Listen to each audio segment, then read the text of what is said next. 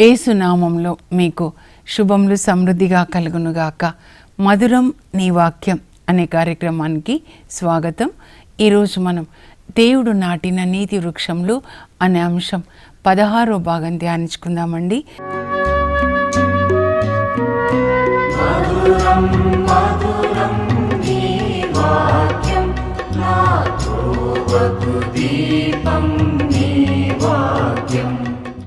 ఈరోజు దేవుడు నాటిన నీతి వృక్షం ఎవరంటే ద్వితీయ యెషయా.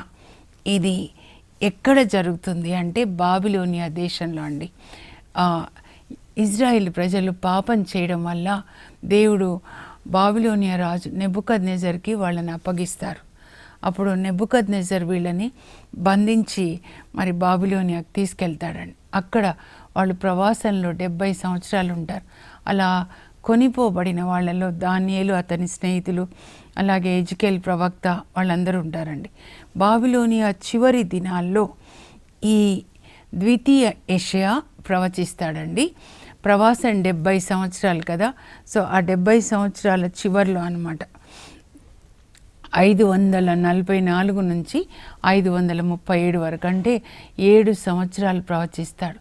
వాళ్ళు అక్కడ ఎలా ఉంటారనంటే ఎండిన ఎముకల్లాగా అన్నమాట. ఆశ లేకుండా, నిరాశ. ఇన్ని సంవత్సరాలు అయిపోయింది, ప్రభు మమ్మల్ని ఎప్పుడు మళ్ళీ తీసుకెళ్తారు అని. కానీ ఇర్మియా ప్రవక్త ముందే చెప్తాడండి. ఇర్మియా 29:10లో 70 సంవత్సరాలు నేను నిర్ణయించాను మీకు ప్రవాసము, అది ముగిసిన తోడనే నేను మిమ్మల్ని దర్శిస్తాను, దర్శించి మిమ్మల్ని మరలా నా సన్నిధికి తెచ్చుకుంటాను, మిమ్మల్ని మరలా యెరూషలేమునకు తీసుకొని వస్తానని చెప్తారనమాట. సో వీళ్ళు అలా నిరాశలో ఉన్నప్పుడు ద్వితీయ యెషయా బాబిలోనియాలో ప్రవాసంలో ఉన్న యూదులకి ఆయన ప్రవచిస్తున్నాడండి. అప్పటికి ఎజికేల్ హత్య చేయబడతాడనమాట. మన ఎజికేల్ గ్రంథం అప్పుడు చూద్దాం. అయితే ఎలా ఈయన ప్రవచిస్తున్నాడో చూడండి. యెషయా గ్రంథం 40వ అధ్యాయం. ప్రభు చెప్తున్నారనమాట, నా ప్రజల్ని ఓదార్చండి, నా ప్రజల్ని ఓదార్చండి. మీకే ప్రభు చెప్తున్నారు, నా ప్రజల్ని ఓదార్చండి, వాళ్ళకి ధైర్యాన్ని చెప్పండి. అంటే మీరు ఏడుస్తూ ఏడుస్తూ కృంగిపోవద్దమ్మా, మీ బాధల్ని దేవుడు తీర్చే సమయం వచ్చిందనమాట. కనుక మీరు ధైర్యాన్ని కలిగి ఉండండి. ఇదిగో నా బిడ్డలకి ఇలా చెప్పు యెషయా, వాళ్ళు వాళ్ళ పాపానికి 2 అంతలుగా శిక్ష అనుభవించారు, ఇంకా వాళ్ళ శిక్ష ముగిసింది. నేను వాళ్ళని దర్శించి అక్కడి నుంచి నేను వాళ్ళని తీసుకొని వస్తాను. బాబిలోనియా నుంచి యెరూషలేం 900 మైళ్ళు అనమాట. నువ్వు కొండ మీదకి ఎక్కి శుభవార్తని గొంతెత్తి ప్రవచించు. బాబిలోనియా వాళ్ళకి, అక్కడున్న నా బిడ్డలు ప్రవాసులకి చెప్పు, గొంతెత్తి చెప్పు, నేను మిమ్మల్ని తీసుకొని వెళ్తానని. ఎలా అంటే గొర్రెల కాపరి గాయపడిన గొర్రెల్ని ఎలా ఎత్తుకొని గుండెల మీద పెట్టుకొని తీసుకొని వెళ్తాడో ఇంటికి, నేను మిమ్మల్ని ఎత్తుకొని గుండెల మీద పెట్టుకొని ఇంటికి తీసుకొని వస్తాను, మీరు నిరాశలో ఉండొద్దు అని చెప్తున్నాడు అనమాట. 40వ అధ్యాయం మీరు చూస్తే, మీరు నా శక్తిని తెలుసుకొనండి. అన్ని దేశాలు కలిస్తే నాకు, నా శక్తితో పోలిస్తే ఎంత అంటే ఒక బొక్కెనలో నీటి చుక్కలాగా అంట. అన్ని దేశాలు వాళ్ళ సైన్య బలము, వాళ్ళ శక్తి, వాళ్ళ తెలివి ఒక బకెట్లో ఒక చుక్క ఎంతనో, ఆ సర్వశక్తిమంతుడు ఎల్ షాడై, ఆ సర్వశక్తిమంతుడైన శక్తి ముందు మనం అంత అంట. All nations are like a drop in the bucket. అంటే మన ఎంత అల్పులమో ఆ దేవుని ముందు, సర్వశక్తుడైన ఆ ఎల్ షాడై ముందు మనం గుర్తించాలండి. దేవుని యొక్క ఆ శక్తిని, సర్వశక్తిని గుర్తించడమే విశ్వాసం అన్నమాట. ఆయన పరలోకం నుంచి చూస్తే భూమి మీద మనం అంతా మిడతల్లాగా కనబడతామంట. ఇంకా ఇంగ్లీష్ బైబిల్ ఉంటుంది, ఏముంటుందంటే people look like worms to the heavenly father. సింహాసనం మీద ఉన్న ఆయనకి మనం చిన్న చిన్న మిడతల్లా కనబడతామంట. పెద్ద పెద్ద నాయకులు అనుకుంటాను చూడండి, దేశ నాయకులు, వాళ్ళంట అప్పుడే నేలలో పాతిన లేత మొక్క. అప్పుడే పాతే ఎట్లా ఉంటుందండి, కొంచెం గాలి వీస్తే ఆ లేత మొక్క కనబడకుండా పోతుందంట.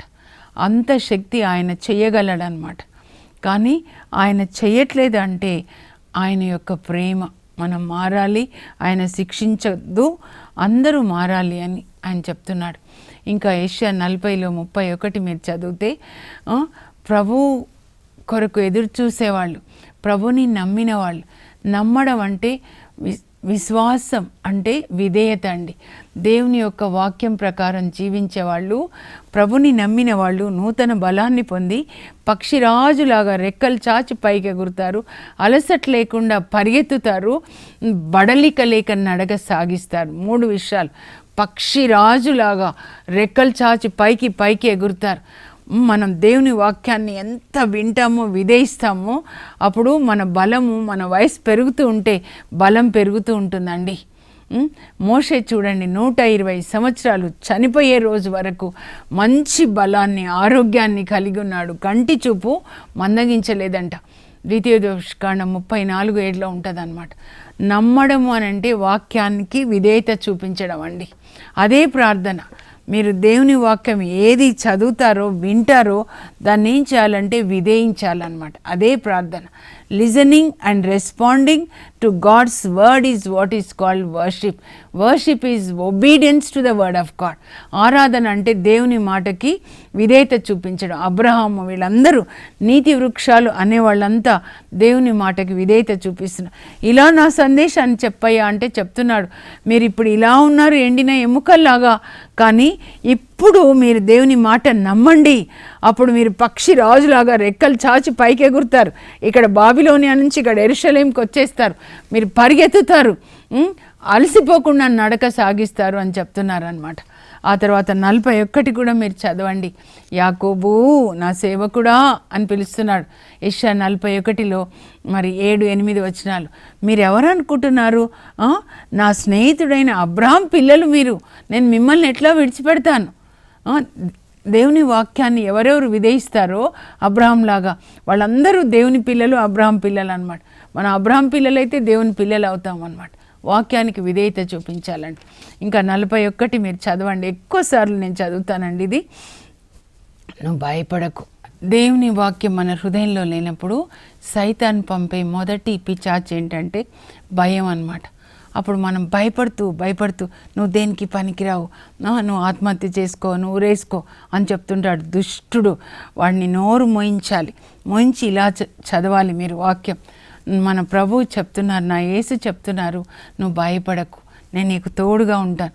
యెషయా 41లో ఉంటుంది అన్నమాట. నా కుడి హస్తపు నీడలో నేను నిన్ను కాపాడుతాను. 43 అధ్యాయం యెషయాకు వస్తే, నీవు నాకు అమూల్యమైన బిడ్డ, నీవు నీటిలో నడిస్తే ఆ నీళ్లు నిన్ను ముంచివేయవు, అగ్నిలో నడిస్తే అగ్ని నిన్ను కాల్చివేయదు. నేను నిన్ను పేరు పెట్టి పిలుస్తున్నాను, అరుణ, మేరీ, అనిల్ అని పేరు పెట్టి పిలుస్తున్నాను. నీవు నా సొత్తు. మన సొత్తు ఎంత బాగా కాపాడుకుంటాం కదా. దేవుని సొత్తు ఏంటంటే మనలాగా ఈ బంగారం ఇది కాదండి, మనమే ఆయన సొత్తు అన్నమాట. నువ్వు నా సొత్తు, నాకు అమూల్యమైన బిడ్డ, తల్లి మరిచినా నేను నిన్ను మరువను, నీ పేరు నేను అరచేతిలో రాసుకొని ఉన్నాను. అంత బాగా మనల్ని ప్రేమిస్తున్నాడండి. అందుకే ఈ రెండో భాగాన్ని ఓదార్పు గ్రంథం అంటారు. ప్రభు మనల్ని ఓదారుస్తున్నాడు అనమాట. యేసు ప్రభు ఎట్లా ఓదారుస్తాడో, నాయను విధవరాలి కుమారుడు చనిపోతే లూకా 7:14లో ఏడవద్దమ్మా అని చెప్పి యవనుడా లెమ్ము అని బాబుని లేపి తల్లికి అందిస్తాడు. అలా దేవుడు మనల్ని ఓదారుస్తూ ఉన్నారు. కనుక మీరు ఎప్పుడైనా నిరాశలో ఉన్నప్పుడు ఈ గ్రంథాన్ని చదువుకోనండి. యెషయా 40, 41, 43 అధ్యాయాలు మీరు చదువుకోండి. ఇంకా 43లో 43:18లో ఏమంటారంటే, మీరు పాత సంగతులు మర్చిపోండి, ఫర్గెట్ ద పాస్ట్ థింగ్స్, ఇప్పుడు నేను కొత్త కార్యం చేయబోతున్నాను, ఒక గొప్ప అద్భుతం మీ జీవితంలో చేయబోతున్నాను. అలా ఓదారుస్తూ ఉంటాడండి. తర్వాత ఇందులో యేసు ప్రభుని గురించి 4 గీతముల ద్వారా ప్రవచిస్తాడనమాట. బాబిలోనియాలో యేసుప్రభుని గురించి, అక్కడ యేసుప్రభుని ఏమంటారంటే ప్రభు సేవకుడు లేదా బాధామయ సేవకుడు అని ఉంటుందండి. ఇక్కడ ఈ బైబిల్లో అయితే ప్రభు సేవకుని గురించిన 4 గీతములు అన్నమాట. మొదటిది యెషయా 42లో ఉంటుందండి. యేసు ప్రభుని గురించి అక్కడ ప్రవచిస్తున్నాడు చూడండి. మీరు మెల్లగా చదువుకోవాలి. ఈ 4 గీతాలు చదువుకోనండి. ఏది మీరు యేసు ప్రభు గురించి చదువుకుంటారో అది ప్రభు మీకు చేస్తారనమాట. ఇదిగో ఇతడు నా సేవకుడు, నేను ఇతన్ని బలాఢ్యుని చేసి తిని, ఇతని వలన ప్రీతి చెంది తిని. మత్తయి సువార్త 12వ అధ్యాయంలో అనమాట. ఇది మా పిల్లలకి చెయ్యండి అయ్యా, మా పిల్లల్ని మీ ఆత్మతో నింపండి, మా పిల్లలు మీకు ప్రీతికరంగా ఉండాలి, మీ సేవలో వాళ్ళని వాడుకోండి. ఇతడు సువార్తని బోధిస్తాడు, పెద్దగా అరవడంట, కేకలు వేయడు. యేసు ప్రభు కూడా లూకా 4:22లో ఉంటుంది. దయాపూరితములకు ఆయన మాటలకు వారు ఆశ్చర్యచకితులైతిరి. తేనె పట్టు నుండి చిప్పిలు తేనెలాగా మధురంగా ఉంటుందంట యేసు ప్రభు యొక్క బోధన అన్నమాట. నాకు కూడా అలాగే చెప్తారు.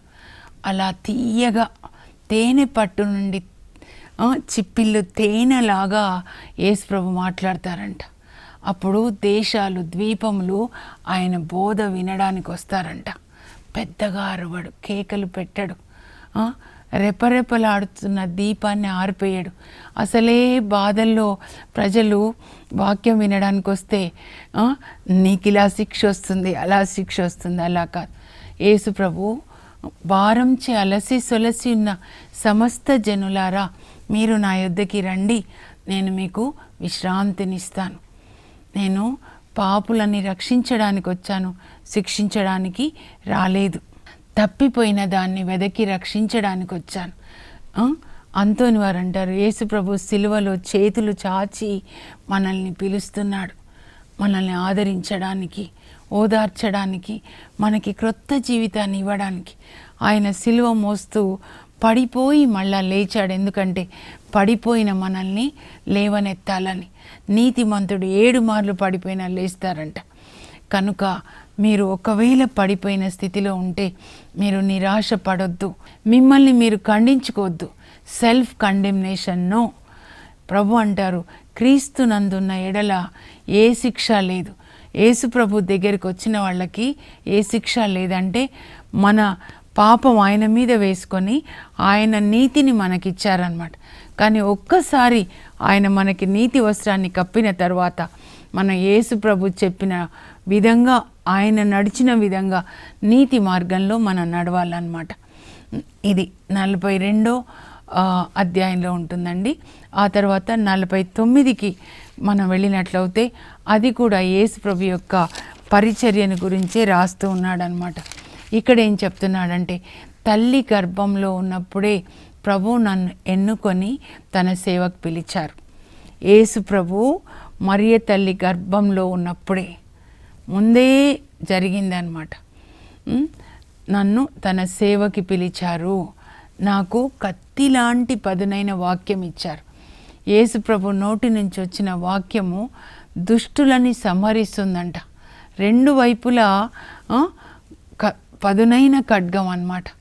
మీరు ప్రకటన దర్శన గ్రంథంలో 19వ అధ్యాయంలో అండి, యేసు ప్రభు పరలోకం నుంచి వస్తూ ఉన్నారు. నాకు ఎప్పుడు ఇష్టం, ఇలా చదువుకొని నేను ఊహించుకుంటూ ఉంటాను. తెల్లని గుర్రం మీద యేసు ప్రభు వస్తున్నారు. రక్తంతో ముంచబడిన వస్త్రాలు ఆయన ధరించారు. దేవుని వాక్కు అనే నామంలో ఆయన పిలువబడుతూ ఉన్నారు. ఆయన వెనకాల పరలోక సైన్యం వస్తూ ఉందన్నమాట. షౌరి వారు, ఇన్యాసి వారు, అగస్టిన్ గారు, వీళ్ళందరూ కూడా 4వ శతాబ్దంలో సెయింట్ జెరోమ్ గారు, అగస్టిన్ గారు, అలాగే మరి అంతోని వారు, Francis of Assisi 13th century, 15th, 16th centuryలో షౌరి వారు, పునీతులందరూ కూడా, ఇన్యాసి వారు, చిన్న ఆగ్నేస్ అమ్మ, మరియ గొరెట్టి, సిసిలియమ్మ, వీళ్ళందరూ, లూసీ, అందరూ కూడా, జెసింత, వీళ్ళందరూ యేసు ప్రభు వెనకాల వస్తున్నారు. పరలోకం నుంచి సైన్యం వచ్చేస్తుంది అనమాట.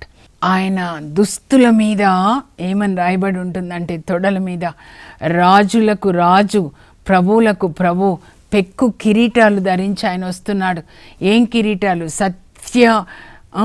సత్యమైన సాక్షి, దేవునికి సత్యమైన సాక్షి, నమ్మకమైన సాక్షి, విశ్వాసపాత్రుడు, దయామయుడు, కరుణామయుడు, క్షమాకరుడు. ఎన్ని కిరీటాలండి యేసు ప్రభు ధరించి వస్తున్నారన్నమాట.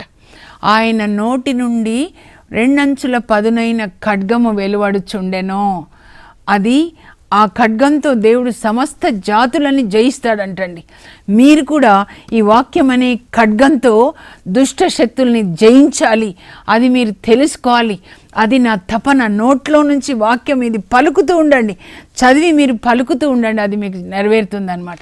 అలాగే ఇప్పుడు యెషయా 50వ అధ్యాయానికి వచ్చినట్లయితే అక్కడ యేసుప్రభుని గురించిన 3వ గీతం అండి, ప్రవచనం ఏంటంటే, వేకువనే అంట ఒక గురువు శిష్యునికి బోధించినట్లుగా మా నాన్న నాకు బోధిస్తారు. ఎవరు చెప్తున్నారు? యేసుప్రభు చెప్తున్నారు. వేకువనే వాళ్ళ నాన్న చెప్పేది యేసుప్రభు వింటారంట. నాన్న, ఈరోజు నీవు సమార్య స్త్రీని రక్షించాలి, ఈరోజు జక్కయ్య వాళ్ళ ఇంటికి వెళ్ళాలి, ఈరోజు నాయన్ విధవరాలి కుమారుని నువ్వు బ్రతికించాలి, ఈరోజు నువ్వు ఈ వాక్యం బోధించాలి. ప్రతిరోజు వాళ్ళ నాన్న ఏం చెప్పాడో విని అదే చేశారనమాట యేసుప్రభు. అందుకే ఆయన యోహాను సువార్త 5:36-38 ఏమంటారంటే, నేను ఈ లోకానికి వచ్చింది నా సొంత చిత్తం చేయడానికి కాదు, నా తండ్రి చిత్తం చేయడానికి నేను ఈ లోకానికి వచ్చాను. మనందరం కూడా ఈ జ్ఞానాన్ని కలిగి ఉండాలి.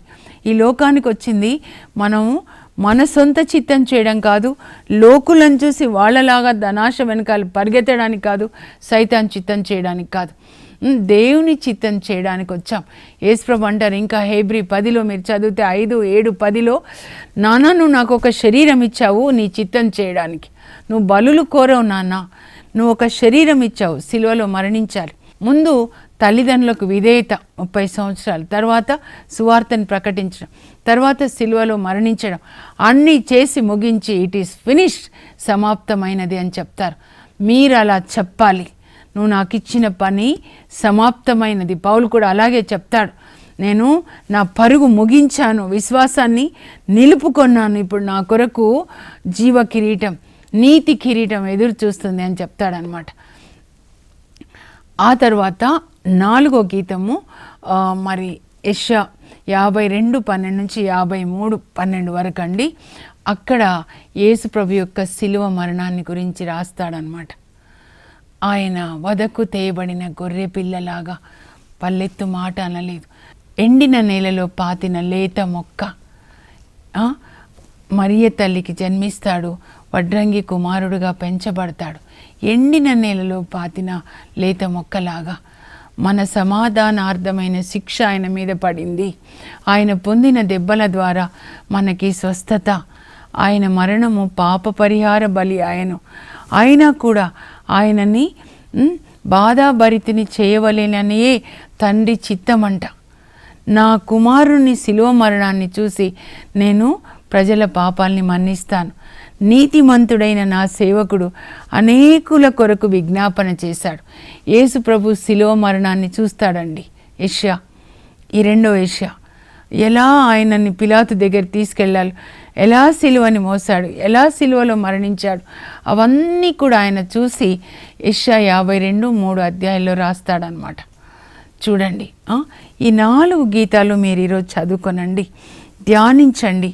యేసు ప్రభు మీ కొరకు సిలువలో మరణించాడు, మీ పాపం ఆయన మీద వేసుకున్నాడు, మీ శాపం ఆయన మీద వేసుకున్నాడు, మీ రోగం ఆయన మీద వేసుకున్నాడు. ఎందుకంటే 1 పేతురు 2:24లో పేతురు రాస్తాడనమాట, మనము పాపమునకు మరణించి నీతికి జీవించినట్లుగా యేసు మన పాపములు తన మీద వేసుకొని సిలువకి కొట్టేశాడు. ఆయన పొందిన దెబ్బల ద్వారా మనకి స్వస్థత. నేను అనుకుంటాను మీరు ఈ వాక్యాలన్నీ చదువుకొని ధ్యానించి పాటిస్తే బాగుంటుంది. నా తపన అందుకొరకే నేను ఇలా వాక్యం చెప్తూ ఉన్నానండి. ముగించే ముందు నేను ముఖ్యాంశాలు చదువుతాను. 2వ యెషయా యొక్క ప్రవచనాలు మీరు స్క్రీన్ మీద చూసి రాసుకొనండి. 2వ యెషయా బాబిలోనియా ప్రవాస ముగింపులో ప్రవచిస్తాడు 7 సంవత్సరాలు. ప్రభు సేవకుని అనగా యేసును గూర్చిన ప్రవచనములు 4 గీతముల రూపంలో ప్రవచిస్తాడు. అవి మొదటి గీతం యేసు పరిచర్యను గూర్చిన ప్రవచనం, రెండవది కూడా. మూడవ గీతము యేసు తండ్రి చిత్తమును చేయుటను గూర్చినది. 4వ గీతం యేసు శిలువ మరణంను గూర్చిన ప్రవచనం. ఇప్పుడు ప్రార్థన చేసుకుందాం. పరలోకపు మా తండ్రి, మీ పరిశుద్ధ నామం నాకు స్తోత్రం కలుగును గాక. ఈరోజు ఈ ద్వితీయ యెషయా ద్వారా ప్రవచించినది మా కొరకు అని మేము నమ్ముతున్నాం ప్రభా. నా కొరకు అని నేను నమ్ముతున్నాను. యేసయ్యా, నువ్వు నా కొరకు ఈ లోకానికి వచ్చి నా కొరకు నీతి మార్గాన్ని బోధించి నీవు జీవించి నాకు చూపించావు. నీవు పొందిన దెబ్బల ద్వారా నాకు స్వస్థత. ప్రభా, నీవు నా కొరకు ప్రాణాన్ని ఇచ్చావు. నేను నీ కొరకు జీవించడానికి ప్రభా, నీవు బోధించిన ఆ వాక్యాన్ని జీవించడానికి, నీవు చూపించిన నీతి మార్గంలో, ప్రేమ మార్గంలో, కరుణ మార్గంలో నడవడానికి మా అందరికీ కృప దయచేయండి తండ్రి. బైబిల్ గ్రంథాన్ని చదువుకొని దాన్ని జీవించేటట్లుగా, అలా జీవించిన వాళ్ళ పేర్లే పరలోకంలో జీవ గ్రంథంలో రాయబడతాయి. అలాంటి వాళ్ళే పరలోకంలో ప్రవేశిస్తారు. ఈ జ్ఞానాన్ని కలిగి ఉండి బైబిల్ గ్రంథాన్ని పఠించి పాటించే కృపను, ప్రకటించే కృపను మాకు దయచేయండి. యేసు నామంలో అడుగుచున్నాం తండ్రి, ఆమేన్.